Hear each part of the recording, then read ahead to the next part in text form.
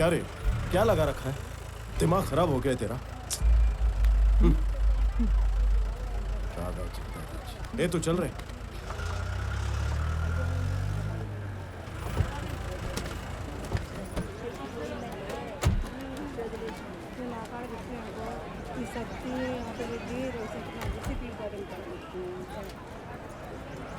हाय। Hello, कैसे हैं? हाँ ठीक है।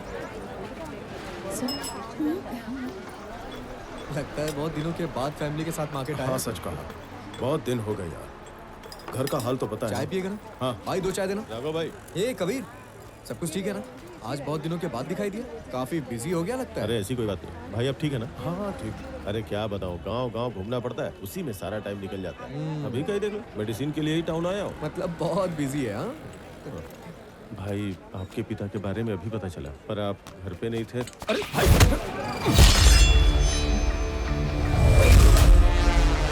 राघव, इन सबको यहाँ से लेकर जाओ, जल्दी करो। चलो चलो जल्दी चलो। चलिए मैडम। मैडम चलिए ना, मैडम चलिए ना प्लीज, आप चलिए आइए मैडम, वो आ जाएगा।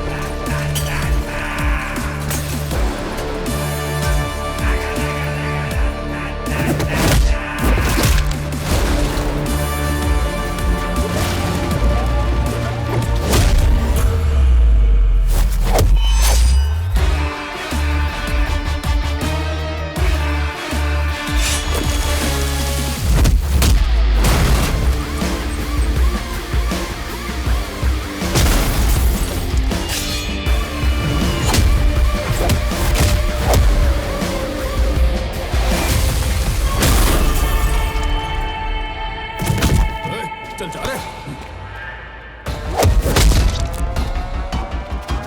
देख क्या रहा है, तू भी जा।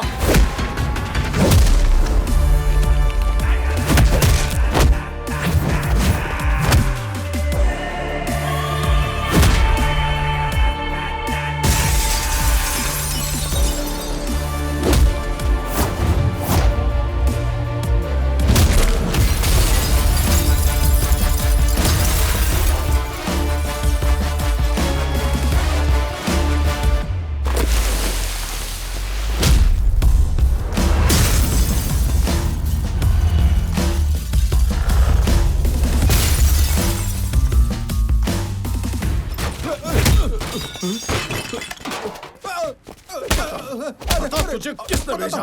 बता, मुंह खोल, बोल, बोल किसने भेजा? ये एसपी ने ये फोटो देकर भेजा था। अब प्लीज भाई छोड़ दो।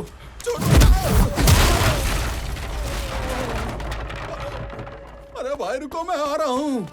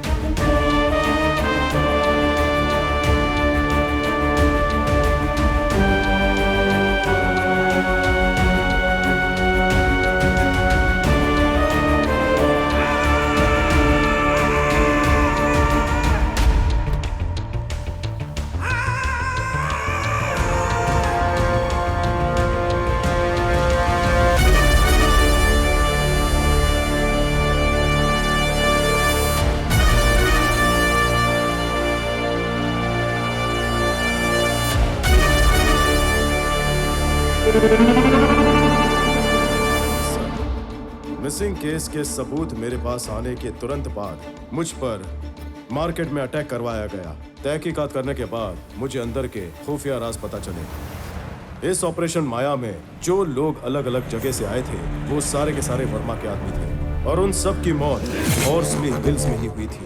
ये सारे लोग लापता नहीं हो रहे थे, उन्हें बेदर्दी से मारा जा रहा था और उनके कातिल थे भेड़ की खाल में भेड़िए, the most dangerous highway killers. अफसोस इस गैंग का एक मेंबर मेरा छोटा भाई अनंत था और उस गैंग का लीडर एक डॉक्टर है जो बहुत ही खूंखार और खतरनाक है। मेरे स्कूल का जूनियर कबीर, हांगकांग में रहने वाला लाल सैंडलवुड का स्मगलर विराज, जो बहुत ही सिस्टमेटिक तरीके से अपना नेटवर्क चलाता है। और इसी विराज का 4000 टन लाल चंदन शेषाचलम के पोर्ट से निकलकर मंगलुरु पोर्ट तक ले जाने का सीक्रेट ऑपरेशन एसपी की मदद से पूरे जोर शोर से हो रहा था। और उस लालची एसपी देवानंद की नजर विराज के 1000 करोड़ के असाइनमेंट पर पड़ी और फिर इसने जन्म दिया हाईवे किलर्स गैंग को। और हमारे एसपी देवानंद इस किलर गैंग की तहकीकात करने का नाटक कर रहा था। सरकारी वैन का इस्तेमाल करके अपने काम को अंजाम दे रहा था। वर्मा के कहने पर वो जानबूझकर गाड़ियों को रोकता, ड्राइवर्स और वर्कर्स को बेरहमी से मार देता था। उसके बाद चोरी की हुई लॉरी और कंटेनर्स को करीब के जंगलों में लेकर जाते। आखिरी कंटेनर लोड करके जब वर्मा निकल रहा था तो उसने देखा कि उसका एक कंटेनर उल्टी दिशा में जा रहा था। उसे पता चला कि कंटेनर किलर गैंग के कब्जे में था। जंगल में उसका सामना किलर गैंग से हुआ। तुम लोग यहाँ पर क्या कर रहे हो? कंटेनर क्यों बदल रहे हो? हाँ? कौन हो तुम लोग, बताओ मुझे। यार कुछ तो गड़बड़ है। ए वर्मा, मैंने इसको कहीं देखा है यार। अरे क्या कर रहे हो? प्लीज इसे मत मारो, छोड़ दो इसे। कंटेनर को चुराने के बाद लॉरी और इंसान को वो लोग दफन कर देते थे। इलाका जंगल के बीच होने की वजह से इसकी भनक किसी को नहीं लगती थी। और तो और इस खेल में दूर दराज के गांव के बूढ़े दंपत्ति के बच्चे भी बलि चढ़ गए थे। ये सब कुछ होते हुए गांव के एक बूढ़े आदमी ने अपनी आंखों से देखा। बीवी को बचाने के लिए वो उस गांव से भाग गया। कुछ दिन बाद वो अपने बच्चों की लाश ढूंढने वापस जंगल के रास्ते निकला। हाईवे किलर्स वर्मा और सुरेंद्र को मौत के घाट उतार रहे थे। ये देखकर बूढ़ा डर गया। हॉर्सली हिल्स को ही उसने अपना घर बना लिया। मौका मिलते ही उसने 2-3 हाईवे किलर्स को मौत के घाट उतार दिया। और जिस दिन उसने अनंत को मेरी गाड़ी में देखा, उसने अनंत को पहचान लिया। दूसरे हाईवे किलर की तरह अनंत को मौत के घाट उतारने के लिए उसने एक्सीडेंट की प्लानिंग की। और जब मैंने उस बुजुर्ग आदमी से बात करने की कोशिश की तब उसने मुझे सच्चाई बताई। अनंत भी मर गया और पिताजी भी नहीं रहे। सैकड़ों लोगों की जान लेने वाले हाईवे किलर्स बेखौफ घूम रहे थे और दूसरी तरफ देवानंद ने लाल चंदन की लकड़ी काटने वाले वर्कर्स को अपने रास्ते से बड़ी बेरहमी से हटाया। These criminals will be punished, no matter what, even though there is no evidence. I will do that, sir.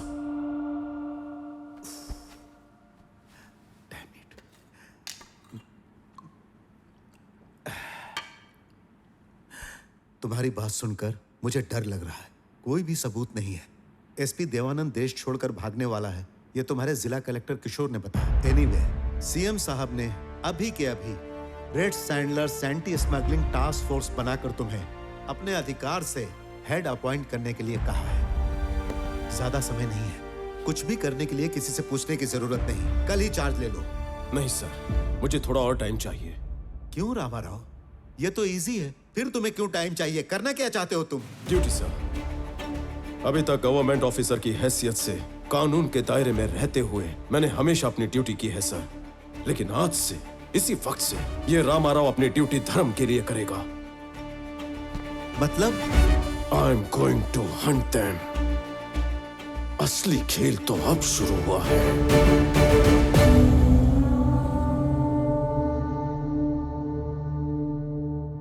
Rama Rao ने ना बताया होता ना तो पता ही नहीं चलता कि इतनी बड़ी घटना घटी है। इतने लाशों के ढेर मिलेंगे। अरे लाश को जरा संभाल के उठाओ। एक बात सुनो, किसी को पता नहीं चलना चाहिए। लाशें गवर्नमेंट हॉस्पिटल नहीं जाएंगी। ये उस बुढ़े के दोनों बच्चों की लाशें हैं। बाकी लाशों की जानकारी उस रामाराव के अलावा किसी को नहीं पता थी। कोई कुछ भी कहे, सालों पहले जो बात हुई थी आखिर में उस आदमी ने खोद कर निकाल ही ली। वैसे अभी वो है कहाँ? अभी आ जाएगा सर, कह रहा था किसी को देखने जा रहा है। वो देखने वाला बंदा नहीं है दोस्त, मारने वाला बंदा।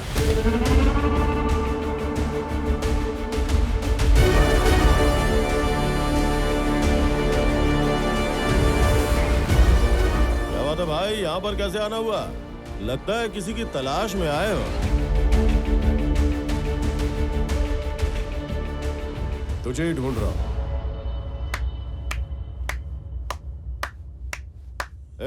तालियां बजाओ बे।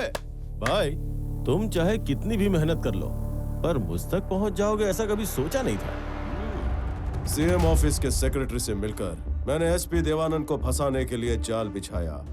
अपने खिलाफ सारे सबूतों को मिटाने के लिए और तुम्हें रास्ते से हटाने के लिए एसपी ने गुंडों को भेजा था। उस दिन मार्केट में जो हमला हुआ था वो मुझ पर नहीं, तुम पर था। तेरा एसपी खुद को बचाने के लिए क्या क्या करेगा ये मुझे अच्छी तरह पता था। उस दिन तेरी फोटो देखने के बाद सारी गुत्थी अपने आप सुलझने लगी थी। अच्छा, सब कुछ पता चलने के बाद भी यहाँ बिना हथियारों के खाली हाथ आ गए, वो भी अकेले। हाँ? अब तुम नहीं बचने वाले। कौन मरेगा ये तो वक्त बताएगा। तूने मेरे बूढ़े पिताजी को बेरहमी से मारा था। आज तुझे और तेरे इन चमचों को यहीं इस जंगल में जिंदा दफन कर दूंगा। तुम में से कोई नहीं बचेगा आज।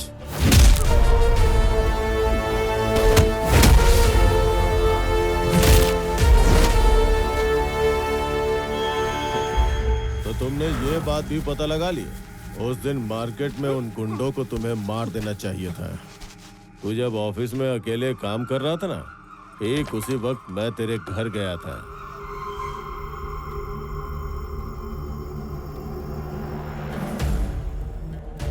तेरे बुढ़े बाप ने मुझे पकड़ने की कोशिश की। बस एक नकल का तुम्हारा और काम हो गया। खून तो निकला नहीं पर उसके प्राण पखेरु उड़ गए।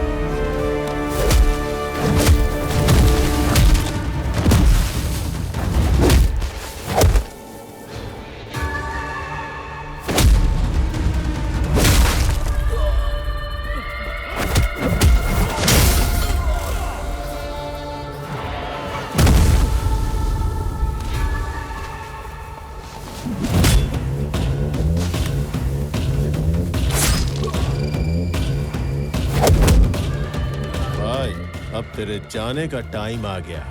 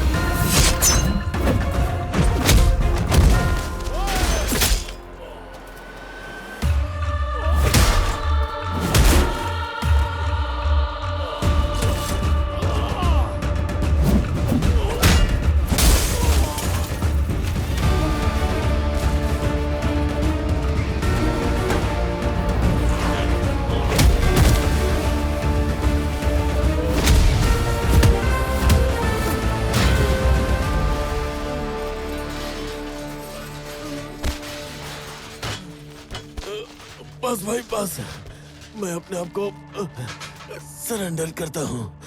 हम सबको पकड़ के पुलिस के हवाले करता हूँ। तुझे जितना जीना था तो जी चुका है, अब जी कर क्या करेगा?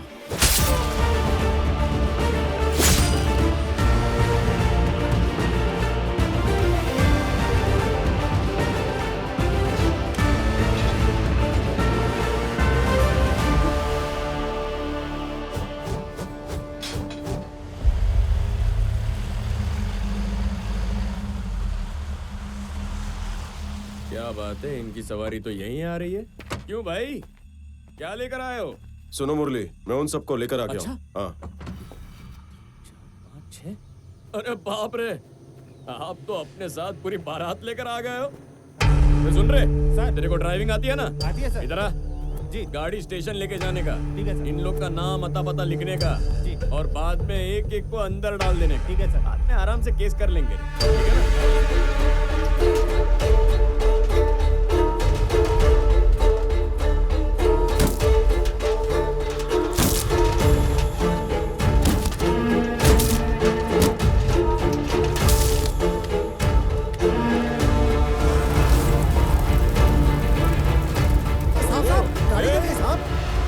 क्या? निकलो, सुना नहीं क्या? निकलो। इन लोगों का तो आपने दी एंड कर दिया, अपने आप ही इनका फैसला करके बुड्ढे की तरफ से इनको सजा भी दिलवा दी। बढ़िया काम कर दिया, सुपर, शाबाश। देखो ये सब तो ठीक है, लेकिन उनमें से कुछ लोगों को, उन लोगों का आदमी बता यहाँ के कुछ लोगों के साथ मिला दूं क्या? अब तुम बात नहीं करो, काम करके चुप हो गए।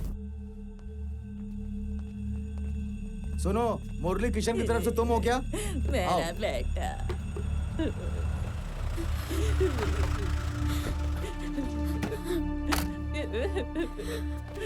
बाबूजी।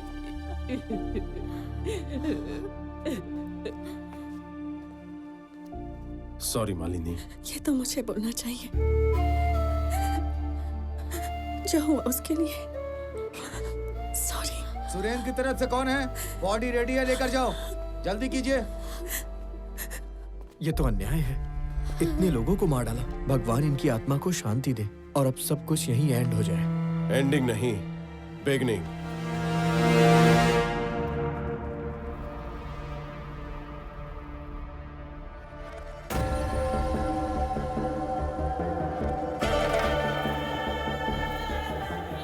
विराज सर, आप लोगों ने जो देखा है वो देखने वालों में से खुशनसीब एक मैं भी हूँ। मैंने आपको जुबान दी थी ना, तो फौरन आपसे मिलने आ गया। एसपी ने माल कहाँ छुपाया है उसका पता लगा लिया मैंने।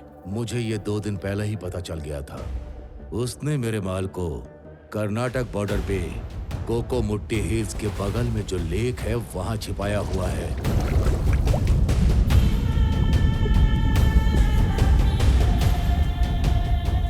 जिसने ये पता लगाया है वो रामा राव नाम का कोई ऑफिसर है।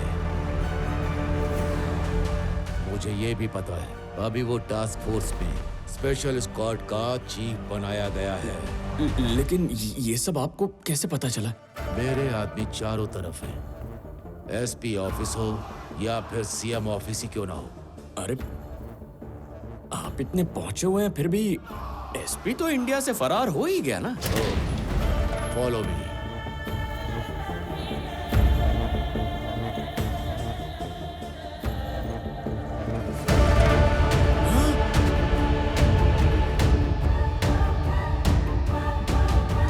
आज से इसकी जगह तुम लोगे। लेकिन वो रामाराव ने जो स्क्वाड बनाया है वो हमें एक लकड़ी भी छूने देगा क्या? नहीं देगा। इसीलिए मैंने हांगकांग से इंडिया आते ही रामा राव के खिलाफ युद्ध छेड़ दिया है।